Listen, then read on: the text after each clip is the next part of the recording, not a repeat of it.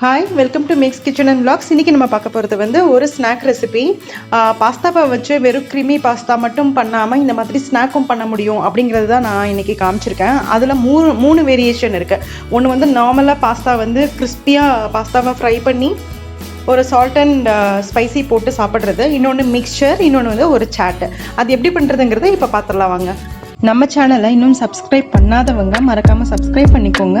பக்கத்தில் இருக்கிற பெல் ஐக்கானையும் ப்ரெஸ் பண்ணுங்கள். அப்போ தான் நான் போடுற வீடியோவோட அப்டேட்ஸ் உங்களுக்கு வரும். இப்போ கிறிஸ்பி பாஸ்தா பண்ணுறதுக்கு ஃபஸ்ட்டு தேவையானது வந்து பாஸ்தா வந்து நான் இன்றைக்கி ஒரு பவுல் எடுத்துருக்கேன். உங்களுக்கு எவ்வளோ வேணுமோ நீங்கள் எடுத்துக்கலாம். இதை வந்து நீங்கள் ஏர்டைட் பாக்ஸில் போட்டிங்கன்னா பண்ணி வச்சுட்டு போட்டு சாப்பிடும்போது உங்களுக்கு நல்லா ஃப்ரெஷ்ஷாகவும் இருக்கும். டெய்லி வந்து ஸ்நாக்குக்கு வந்து ஈஸி ஸ்நாக்காகவும் இருக்கும். ஸோ இது வந்து பார்த்திங்கன்னா உங்களுக்கு இதில் வேலையே வந்து வேக வைக்கிறது மட்டும்தான். நான் இன்றைக்கி ஃபியூசிலின்னு சொல்லுவோம் இல்லையா, அந்த ஷேப் பாஸ்தா எடுத்திருக்கேன். அந்த மாதிரி ஸ்பைரல் பாஸ்தா எடுத்திருக்கேன். உங்கள்கிட்ட என்ன ஷேப் பாஸ்தா இருந்தாலும் சரி நீங்கள் எடுத்துக்கலாம். இது வந்து ஹோல் வீட் பாஸ்தா தான் இது. இப்போ ஒரு பாத்திரத்தில் தண்ணி காய வச்சுருக்கேன். அதில் சால்ட் போட்டுக்கலாம். நான் யூஸ் பண்ணுறது பிங்க் சால்ட், அதனால தான் கலராக இருக்காது. இது கொஞ்சம் நல்லா ஹீட் ஆகட்டும்.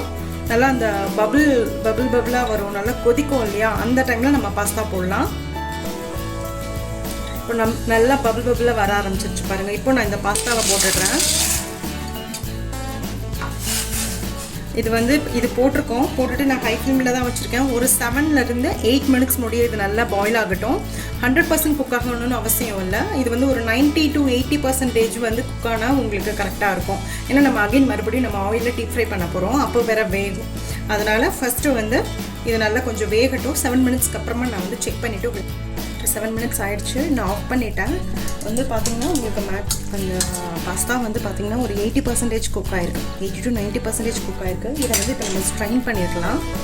ஆஃப் பண்ணியாச்சு. நம்ம ஸ்ட்ரைன் பண்ணிடலாம். இப்போ பாஸ்தா நல்லா வெந்து அதை வடிகட்டி கொஞ்சமாக ரன்னிங் வாட்டரில் வந்து கொஞ்சம் எப்படி ஸ்ட்ரைன் பண்ணிவிட்டு நான் எடுத்து வச்சிட்ருக்கேன்.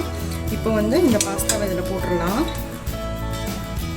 ஒரு 1 minute-லேருந்து 2 minutes ஆகிருக்கும். நான் இதை வந்து ட்ரைன் பண்ணி எடுத்து வச்சு இப்போது இதில் வந்து ஒரு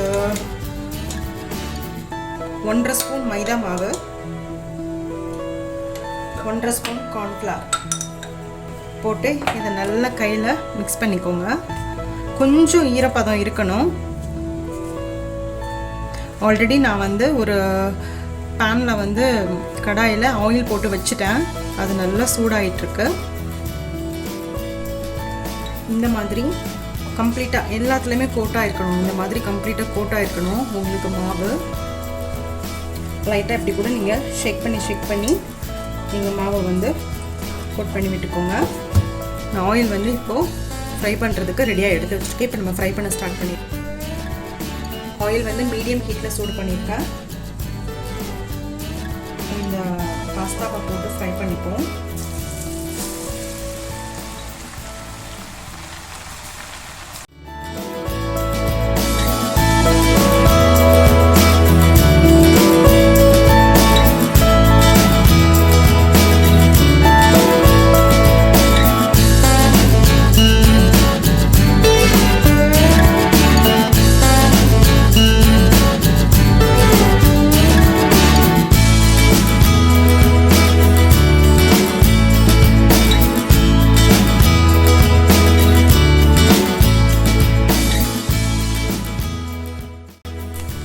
பார்த்திங்கன்னா நல்ல நொர அது எல்லாமே அடங்கிடுச்சு. பாஸ்தாவும் நல்லா கோல்டன் கலரில் குக் ஆகிடுச்சு.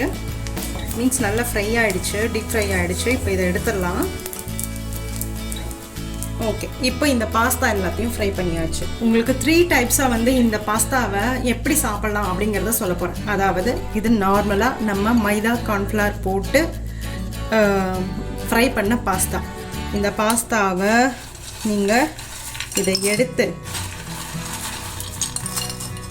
இதில் இட்டாலியன் சீசனிங் நீங்கள் வேணாலும் போட்டுக்கலாம். மீன்ஸ் உப்பு, அப்புறம் chilli flakes, oregano, Italian spices இருக்கு இல்லையா, அது கொஞ்சமாக கார்லிக் பவுடர் இது எல்லாத்தையும் சேர்த்து போட்டு குலுக்கி பாக்ஸில் போட்டு வச்சுக்கிட்டிங்கன்னா ஒரு கிறிஸ்பியான இட்டாலியன் ஸ்டைல் பாஸ்தா உங்களுக்கு ரெடி ஆகிடும்.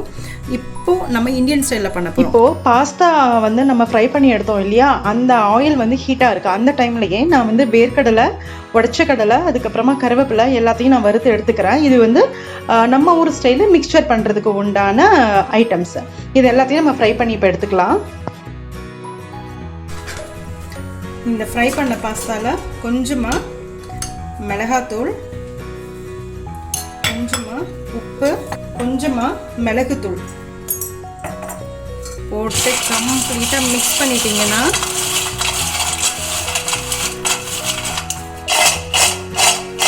உங்களுக்கு தெரியும். இந்த சவுண்டு நல்லா கேட்குதான்னு சூப்பர் கிறிஸ்பியாக இருக்குது. அவ்வளோதான், நம்மளோட கிறிஸ்பி பாஸ்தா ரெடி.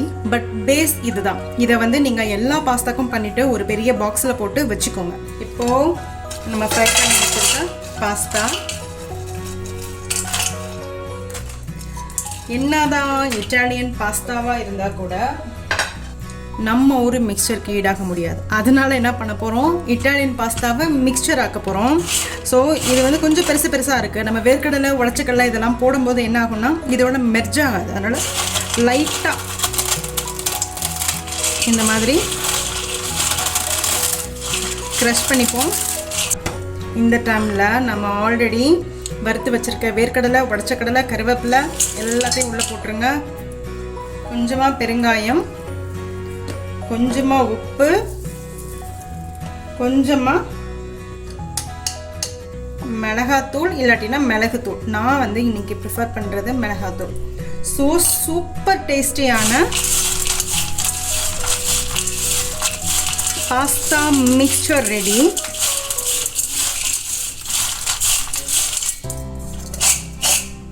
பாருங்க எவ்வளோ அழகாக இருக்குது, சூப்பராக இருக்குன்ட்டு. இப்போ நெக்ஸ்ட்டு வந்து இதை வச்சு ஒரு சாட் எப்படி பண்ணுறதுங்கிறத பார்த்துடலாம். இப்போது சாட் எப்படி பண்ணுறதுன்னு பார்க்கலாம். இந்த மாதிரி ஒரு பாஸ்தா எடுத்துட்டு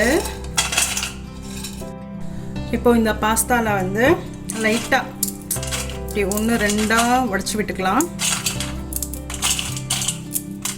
இந்த சாட் பண்ணும்போது மட்டும் எப்போ நீங்கள் சர்வ் பண்ணுவீங்களோ அந்த டைமில் ரெடி பண்ணி கொடுங்க. ஏன்னா இந்த கிறிஸ்பினஸ் வந்து போயிடும். நம்ம ஆனியன், டொமேட்டோஸு, க்ரீன் சட்னி இதெல்லாம் சேர்க்க போகிறோம், அதெல்லாம் போயிடும். அதனால் எப்போது எல்லாத்தையும் ரெடி பண்ணி வச்சுக்கோங்க. ஆனியன், டொமேட்டோ இந்த மாதிரி கிறிஸ்பியாக வந்து ஃப்ரை பண்ணி வச்சுட்டு, க்ரீன் சட்னி இதெல்லாம் ரெடி பண்ணி வச்சுட்டு நம்ம இதை வந்து மிக்ஸ் பண்ண ஸ்டார்ட் பண்ணலாம். இப்போது கிறிஸ்பியான பாஸ்தா ரெடி. கொஞ்சமாக ஆனியன், கொஞ்சமாக தக்காளி. நான் இன்றைக்கி ரொம்ப சிம்பிளாக தான் பண்ண போகிறேன். இதில் வந்து நீங்கள் மாதுளம்பழம் போடுங்க, சூப்பராக இருக்கும் டேஸ்ட்டு. அப்புறமா கொஞ்சமாக மிளகாத்தூள், அப்புறம் சாட் மசாலா, அந்த ஒரு பஞ்சுக்காக சாட் மசாலா, கொஞ்சமாக பிளாக் சால்ட். சாட் ஐட்டம்னா இதெல்லாம் இல்லைன்னா எப்படி? பிளாக் சால்ட் கொஞ்சம், கொஞ்சமாக வறுத்து அரைச்ச சீரகப்பொடி,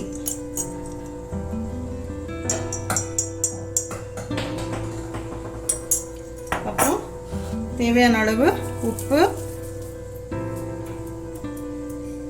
அப்புறம் க்ரீன் சட்னி, கொஞ்சமாக க்ரீன் சட்னி. நான் ஆல்ரெடி எப்பயுமே வீட்டில் நான் அரைச்சி வச்சுருப்பேன் க்ரீன் சட்னி,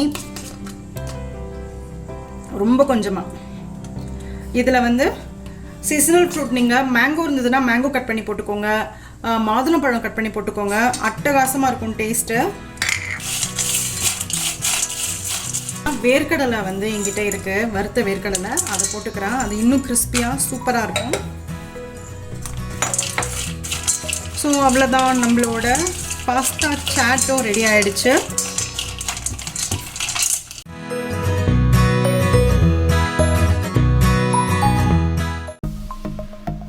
சப்ஸ்கிரைப் பண்ணுங்கள், மறக்காமல் பெல் ஐக்கானை ப்ரெஸ் பண்ணுங்கள். அப்போ தான் நான் போடுற வீடியோஸோட அப்டேட்ஸ் உங்களுக்கு வரும்.